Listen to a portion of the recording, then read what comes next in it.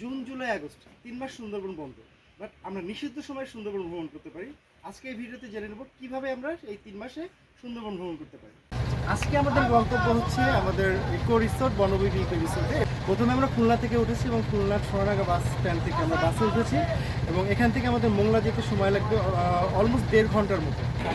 সোনারগাঁ থেকে এখানে বাসগুলো হচ্ছে টোটালি লোকাল বাস। আর লোকাল বাসগুলো অনুযায়ী মোটামুটি আজকে যে বাসটা আমরা পেয়েছি, বাসটা সিট কন্ডিশন মোটামুটি ভালো। আর খুলনা সোনারগাঁ থেকে মোংলা পর্যন্ত বাস ভাড়া নেবে 110 টাকা। দীপা, তোর কি অবস্থা? সোনারগাঁ থেকে আমরা অলরেডি আমাদের বাস ছেড়ে দিয়েছে।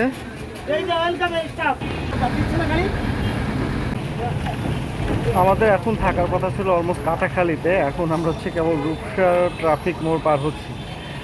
কারণ হচ্ছে যে ওইদিকে হচ্ছে ছাত্রদের কি একটা আন্দোলন চলতেছে এবং রূপসা এখানে মাছ বাজার দেখতে পাচ্ছেন আপনারা।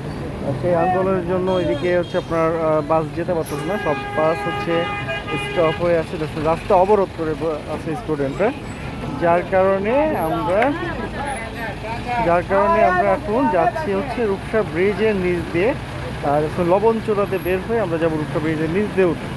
তো এইটাই হচ্ছে আমাদের কপাল খারাপ, কারণ হচ্ছে এতক্ষণ আমরা অলমোস্ট অর্ধেকের বেশি রাস্তা চলে যাওয়ার কথা, কিন্তু এখন আমরা খুলনা শহরের ভিতর দিয়ে ঘুরে বেড়াচ্ছি। আর এই রাস্তাটা এখনও কাজ চলতেছে, নতুন করে বড় করা হয়েছে এবং কাজ চলতেছে, যার কারণে রাস্তাটা ভাঙাচোরা এবং আমাদের জানি আসতে একটু কষ্ট করে যেতে হবে। এবং সামনে আপনাদেরকে দেখাতে পারবো শিপইয়ার্ড। তো আমরা রূপসা ব্রিজ পাড়ি দিই এবং সেটা পাড়ি দিয়ে অলমোস্ট হচ্ছে সন্ধ্যার সময়, এবং মোংলাতে আমাদের পৌঁছাতে সময় লাগে 3.5 ঘন্টা থেকে 4.5 ঘন্টার মতো। এরপরে আমরা বোটে করে চলে আসি আমাদের কটেজের সামনে। কিন্তু এর ভিতরে রাতে আমরা পৌঁছাই, আর যার কারণে আর কি রাতের শটগুলো আমরা নিতে পারি নাই, ভিডিওগুলো করতে পারি নাই। এবং কটেজে পৌঁছানোর পরবর্তীতে যে রুমের যে ভিউটা নিয়েছিলাম সেটা আমি আপনাদেরকে এখন দেখাবো। ওকে, এটা ছিল হচ্ছে আমাদের রুম, আমাদের প্রিমিয়াম ভিলা রুম। তো রুমে ঢোকার পরপরই আমরা যেটা পাবো সেটা হচ্ছে সুন্দর একটা বেড ডেকোরেশন করা এবং পুরোটাই উডেন, পুরো কাঠের, এবং উপরে হচ্ছে গোলপাতা। আর এখানে কুলার ভিতর সুন্দর করে ডেকোরেশন করে অ্যামেনিটিস দেওয়া আছে।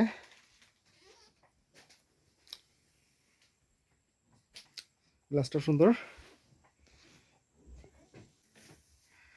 সুন্দর করে দুটো চেয়ার দেওয়া আছে, একটা টেবিল। এবং সকালে দেখাবো এই ভিউটা। মূলত হচ্ছে যে এখানে যে আকর্ষণ যেটা হচ্ছে এইখানে যে ওয়াকওয়েটা আছে একদম নদীর পার পর্যন্ত।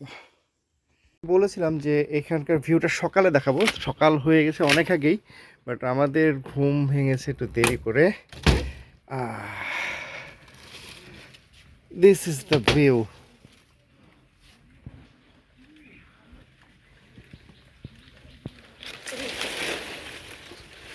বৃষ্টি পড়ছে আর এইটা হচ্ছে পুরো নদীর পার পর্যন্ত চলে গেছে। অসাধারণ, অস্থির। আর ওপারে এই সুন্দরবন, মাশাল্লাহ।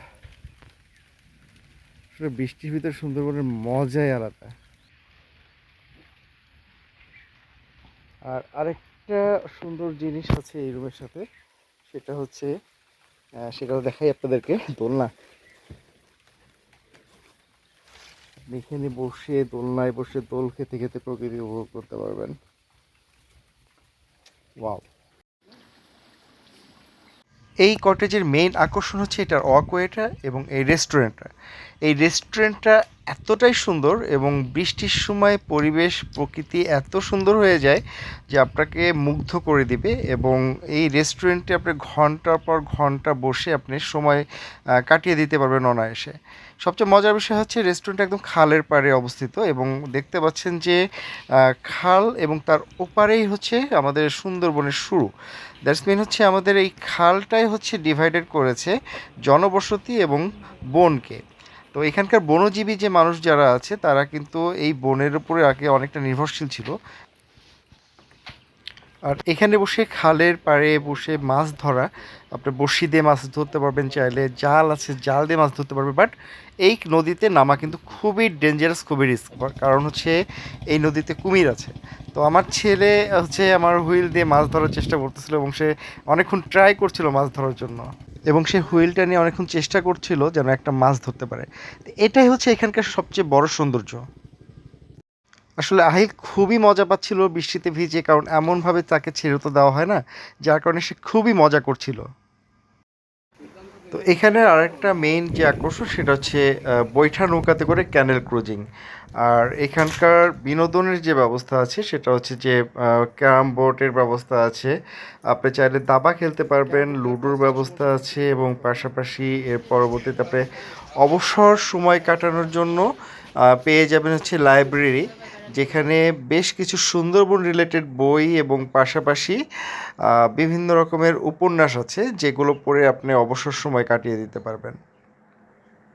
আর এখানকার রেস্টুরেন্টটা এতটাই সুন্দর যে এখানে আপনি বসে আড্ডা দিয়ে সময় যে কোন দিক দিয়ে চলে যাবে আপনি টেরই পাবেন না। এখানকার খাবারের কথা না বললে নয়, প্রতিটা খাবারই খুবই খুবই সুস্বাদু। আমরা বারবিকিউ ছিল আমাদের এই নাইটে, বাট বারবিকিউটা এতটাই অসাধারণ হয়েছিল যেটা কিনা সাধারণত আমরা রেস্টুরেন্টেও এই টেস্ট আমরা পাই না।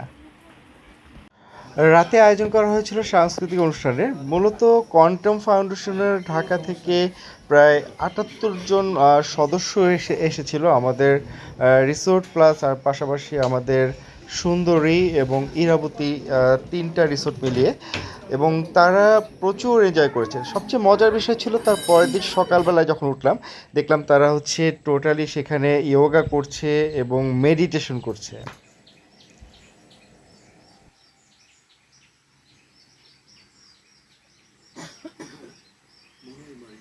এবং তাদের মেডিটেশন করা দেখে আমার কাছে একটা কথাই জাস্ট মনে হয়েছে যে সুন্দরবনের থেকে বেস্ট কোনো জায়গা নেই মেডিটেশন করার জন্য।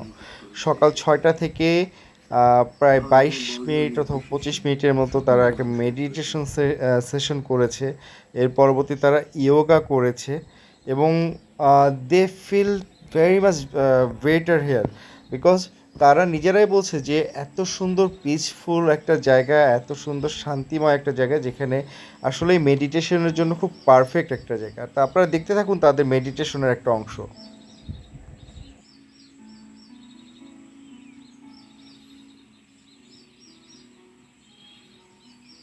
স্রষ্টার বিশেষ অনুগ্রহ ভাজন। এসে আমাকে দেবেন দা যে হচ্ছে বাঘের সাথে যুদ্ধ করে এখনো বাইসে আছে।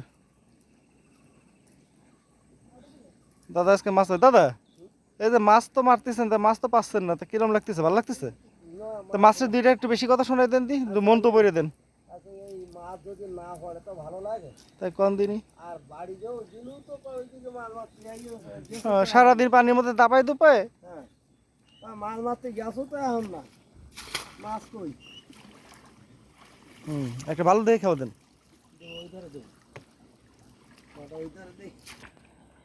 দেন দেন দেন একটা মাছ দানো বাদে।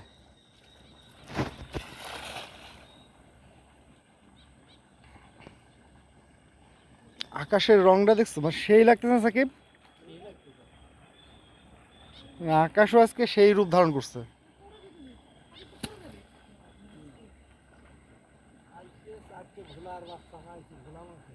পাইছিলেন কয়টা?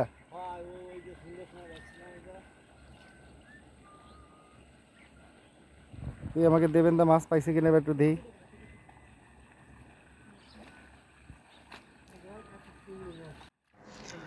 দেখছিলাম দেবেন্দাকে। এই দেবেন্দা হচ্ছে মূলত সেই ব্যক্তি যে কিনা বাঘের মুখে থেকে ফিরে এসেছে এবং বেঁচে আছে এখনও পর্যন্ত, দেখতে পাচ্ছেন আপনারা, এবং মাছ মেরে জীবিকা নির্বাহ করছে। মূলত এখানকার মানুষজনগুলো প্রান্তিক জনগোষ্ঠীর মানুষ এবং এরা কিন্তু খুবই সংগ্রামী, এবং মহিলারা কিন্তু বেশিরভাগ ক্ষেত্রেই হচ্ছে নদীতে যায় মাছ মারতে, রেণুর পোনা সংগ্রহ করতে। এবং আপনারা দেখতে পাচ্ছেন এখানে যে এখানে মহিলারা কিভাবে সংগ্রাম করে জীবনযাপন করে। আর সবচেয়ে মজার বিষয় হচ্ছে এই খালে কিন্তু কুমির আছে, এবং কিছুদিন পরপরই নিউজ পাওয়া যায় যে কুমিরে মানুষ নিয়ে গেছে, কুমিরে ছাগল নিয়ে গেছে। এইটাই সেই ঢাংমারি খাল, যেখানে হচ্ছে প্রতিনিয়ত কুমিরের সাথে যুদ্ধ করে, বাঘের সাথে যুদ্ধ করে মানুষজনরা জীবিকা নির্বাহ করছে, প্রান্তিক জনগোষ্ঠীর মানুষেরা। এখানে আসলে আপনি এই ধরনের মানুষের সাথে মিশতে পারবেন এবং তাদের জীবন ও জীবিকা সম্পর্কে খুব ভালো মতো জানতে পারবেন। তো ঘুরে ফিরে আবারও সেই একই জায়গায় ফিরে আসি, সেটা হচ্ছে সুন্দরবনের বৃষ্টি। মানে সুন্দরবনের বৃষ্টি এবং প্রকৃতি এই দুইটা জিনিস যে কতটা ওতপ্রোতভাবে জড়িত একে অপরের সাথে, সেটা এখানে না আসলে আপনি কখনোই উপলব্ধি করতে পারবেন না। তো আমি ভিডিওটা শেষ করতে যাচ্ছি এবং দেখতেই পাচ্ছেন যে ওরা কতটা মজা করছে এই বৃষ্টিতে ভিজতে ভিজতে, এবং আহিল সহ সবাই খুবই মজা করছিল।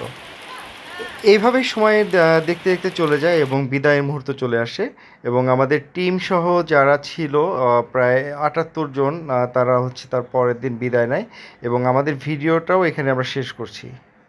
তো সবাই ভালো থাকবেন, সুস্থ থাকবেন, আর সুন্দরবনের ভ্রমণের আপনাদেরকে আমন্ত্রণ জানিয়ে আজকের মতো আমি আমার এই ভিডিওটি এখানেই শেষ করছি। ধন্যবাদ সবাইকে।